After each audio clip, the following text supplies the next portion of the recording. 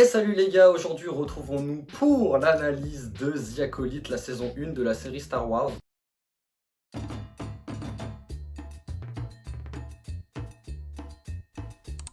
Bon, je ne vais pas mettre beaucoup de suspense, 3,9. C'est la note de la série sur IMDb, notée sur 10. Personnellement, bon, c'était pas la série non plus, mais c'est quand même abusé, je trouve. Enfin bref, avant de nous pencher sur le cas de cette série, voyons tout d'abord le résumé. Alors que l'ordre Jedi est à son apogée et que la prospérité règne dans la Haute République, plusieurs crimes mystérieux sont perpétrés. Un maître Jedi respecté va mener une enquête qui va l'opposer à une dangereuse guerrière issue de son passé. Au fur et à mesure que de nouveaux indices apparaissent, tous deux s'engagent sur un chemin obscur où des forces sinistres vont leur montrer que tout n'est pas toujours ce qu'il semble être. Bon, ce résumé il veut un peu tout et rien dire. Cette série The Acolyte, j'en ai entendu parler seulement quelques mois avant la sortie de la série et j'avais énormément d'attentes. Vraiment une série sur l'âge d'or des Jedi un petit peu.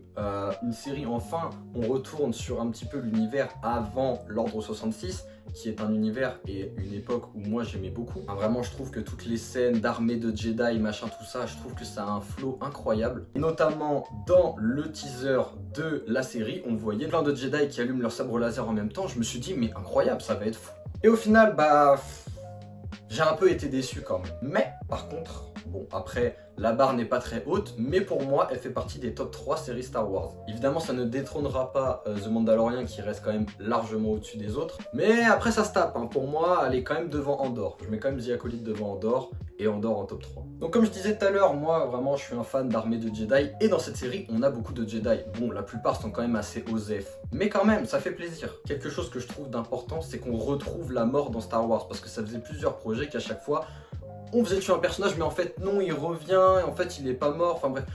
On aurait dit qu'on avait peur de tuer des persos dans Star Wars. Là, avec cette série-là, on n'a plus peur, ça c'est sûr. Voire même peut-être un peu trop. Dans cette série, ils nous ont également rajouté quelques caméos importants. Bon, je ne vais pas en parler tout de suite parce que ça pourrait spoiler ceux qui n'ont pas vu la série. En tout cas, c'est des caméos assez sympa. Enfin bref, The Acolyte, c'était un petit peu des promesses pour les fans de parler d'une période qui demandait beaucoup. Et au final, on a l'impression que c'est vraiment Disney qui veut faire une série juste pour faire une série en ramenant un casting et des sabres laser. Alors oui, ça raconte quelque chose, on voit qu'ils ont envie d'innover, mais malgré tout, ça fait très... On se rattache à la série pour pouvoir vendre plus. Et ce que je trouve dommage avec cette série, c'est que, en tout cas personnellement, je n'ai pas d'attachement réel aux personnages principaux. Parce que la plupart, ils sont même pas développés.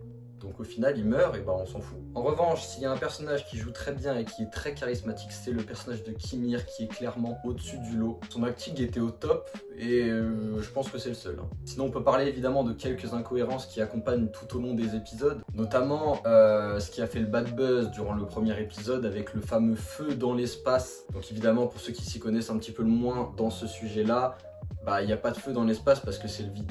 Et que sans oxygène, il n'y a pas de feu. Voilà. Donc voilà, il y a eu un bad buzz là-dessus, mais en vrai, moi personnellement, je m'en fous. Ça fait déjà des années qu'on voit du feu dans notamment Star Wars 3, dans la bataille en plein milieu de l'espace. Donc voilà, moi ces petits détails, je veux pas être chiant là-dessus. Tant que l'histoire me plaît, en vrai, et encore une fois, je pense que ce qui est décevant, c'est qu'on a misé énormément d'argent, un budget astronomique pour ce projet, et au final, on a seulement ça en fait. Donc oui, c'était sympa The Acolyte, mais ça restera clairement pas dans les annales. Et pourtant Disney, ils ont mis des millions et des milliards de dollars. Et c'est un petit peu ça le problème avec ces épisodes-là, c'est que les épisodes sont très courts, et pourtant ils coûtent énormément d'argent.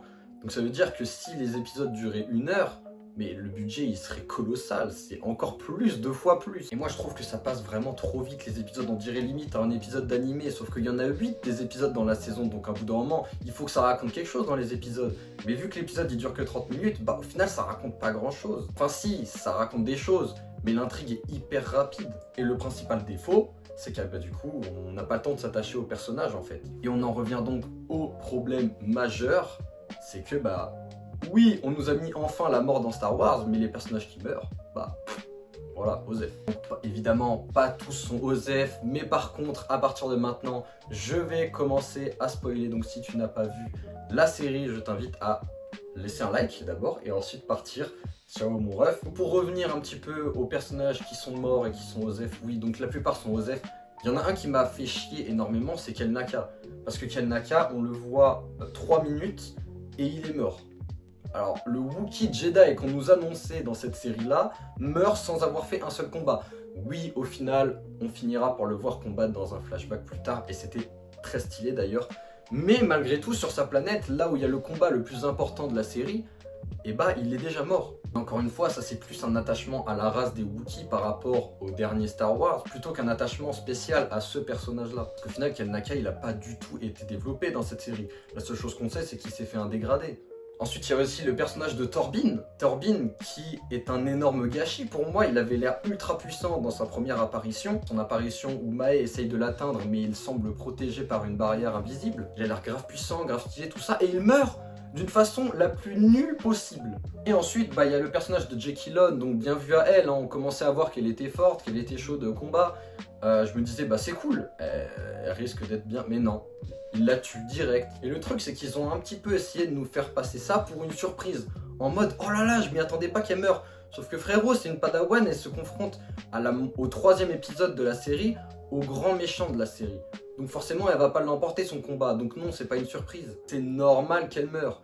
Et là, sur cette scène-là, bon, après, la suite de la série aurait complètement changé, mais ça aurait été plus logique de faire tuer Maître Sol. Donc oui, Maître Sol qui se sacrifie pour que Jackie Lone s'enfuit. Ça aurait été plus stylé, mais encore une fois, à ce moment-là, on ne connaissait pas vraiment les pouvoirs de Maître Sol. Donc même si lui serait mort aussi, ça aurait été pas une grande surprise non plus. Donc en vrai, j'ai envie de dire, limite, le personnage qui m'aurait fait le plus chier qui meurt, c'est Basile, parce que Basile, quel goat. Toutes ces scènes, il n'y a rien qui va. Lui, c'est vraiment le goat de la série. Hein. Après, concernant un autre personnage qu'on voit surtout à la fin de la saison, Vernestra, elle est intrigante et j'aurais bien aimé voulu en voir plus sur son sabre laser violet, fouet. Franchement, un sabre laser comme ça, quelle dinguerie. Bon, s'il y a une saison 2, on verra surtout beaucoup plus ce personnage, je pense. En tout cas, dans cette saison 1, c'est un petit peu une déception de ne pas l'avoir vu plus se battre. Parce qu'elle a juste découpé une limace géante, quoi. Donc, surtout qu'en plus, elle a un rôle très important dans cette série, vu que c'était la maîtresse du grand méchant Kimir. Et Kimir, parlons-en, son duo avec Osha dans la suite et dans une potentielle saison 2, par contre, là, je pense que ça pourrait être du très très lourd. Notamment si ce duo se met à rencontrer Dark Plagueis qu'on a vu. Alors, je sais pas, j'ai pas eu d'informations officielles, mais très honnêtement, je pense que c'est Dark Plagueis qu'on voit dans la grotte à l'épisode 8. Donc vraiment, ce duo, s'il rencontre Dark Plagueis dans un prochain projet ou dans une saison 2, ça pourrait être fou. Et enfin, finissons sur une très bonne note.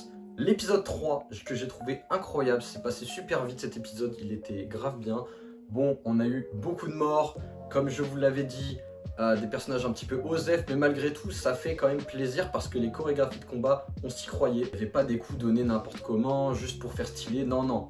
Là t'enchaînais 2 coups, il y avait un mort, donc ça c'était stylé. Il y avait vraiment beaucoup de tension dans ce combat, le méchant était terrifiant. Et après, il y a la révélation vers la fin où il retire son masque. Et bon, je pense qu'on l'avait un petit peu tous vu venir que c'était Kimir derrière le masque. Mais malgré tout, c'était stylé cette révélation.